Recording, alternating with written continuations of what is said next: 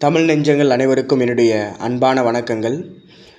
அகர முதல எழுத்தெல்லாம் ஆதிபகவன் முதற்றே உலகு என்று உலகிற்கே பொதுமுறை தந்த வள்ளுவ பேராசானை நாம் எப்படி பார்க்கிறோம்? ஒரு ஆன்மீகவாதியாக, ஒரு தார்மீக போதகராக, அல்லது வாழ்வியல் நெறிகளை சொல்லும் ஒரு முதியவராகத்தானே? ஆனால் இன்று நாம் திருக்குறளை ஒரு வழக்கமான அறநூலாக பார்க்கப் போவதில்லை. காலமாக நம் காதுகளில் ஒலிக்கும் நல்ல பிள்ளை வளர்ப்பு உரையிலிருந்து விலகி வள்ளுவத்தின் மீதான ஒரு வித்தியாசமான நவீன பார்வையை முன்வைத்து உங்களோட உரையாடவே நான் இங்கு வந்திருக்கிறேன். நாமெல்லாம் இன்று மேலாண்மை படிக்க, பிஸ்னஸ் ஸ்ட்ராட்டஜி கற்க அமெரிக்காவுக்கும் ஐரோப்பாவிற்கும் ஓடுகிறோம். Bill Gates, Steve Jobs, Elon Musk போன்றவர்களின் வாழ்க்கை வரலாற்றை படிக்கிறோம். ஆனால் வள்ளுவர் 2000 ஆண்டுகளுக்கு முன்பே உலகின் மிகச்சிறந்த கார்ப்பரேட் ட்ரெயினராக இருந்திருக்கிறார் என்பது நாம் கவனிக்க வேண்டிய ஒரு மாற்று பார்வை.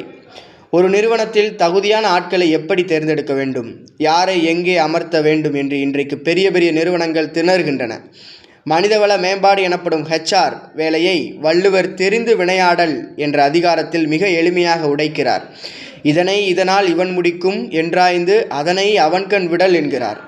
யார் எந்த வேலையை முடிப்பார் என்று ஆராய்ந்து அதை அவரிடம் ஒப்படைப்பதே சிறந்த நிர்வாகம்.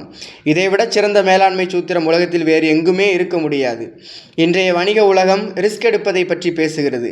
வள்ளுவரோ முதலீட்டை விட நம்முடைய உள்வலிமை என்ன என்பதை தெரிந்து கொண்டு களமிறங்க வேண்டும் என்று அன்றையே தொழில்முனைவோருக்கு வழிகாட்டி இருக்கிறார். அடுத்ததாக, இன்றைய தலைமுறையின் மிகப்பெரிய சவால் என்ன தெரியுமா?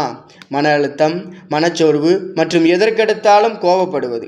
வள்ளுவரை நாம் ஏதோ பாவம் செய்யாதே, நரகம் போயிடுவாய் என்று பயமுறுத்தும் ஆளாக நினைத்து கொண்டிருக்கிறோம். ஆனால் அவர் ஒரு மாபெரும் உளவியல் நிபுணர்.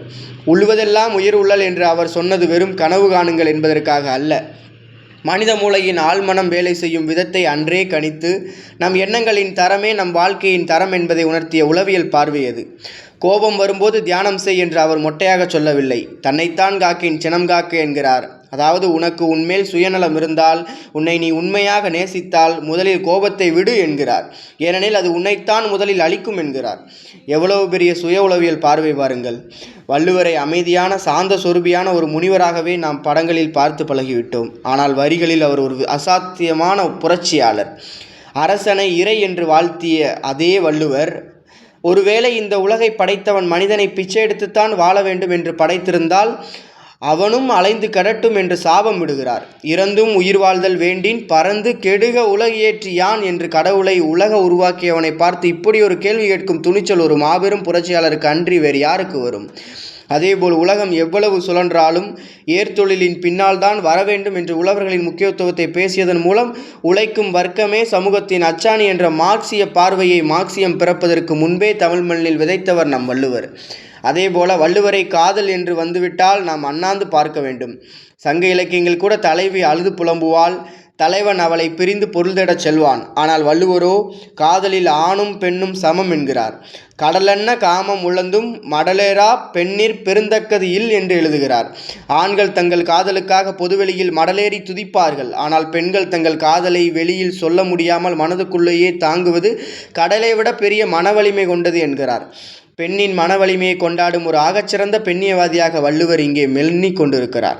அன்பானவர்களே, நாம் திருக்குறளை பட்டு துணியில் சுற்றி பூசை அறையில் வைத்து கும்பிடும் நூலாகவோ அல்லது மேடைகளில் அடுக்குமொழியில் பேசவிட்டு போகும் ஒரு விலக்கியமாகவோ மாற்றிவிட்டோம்.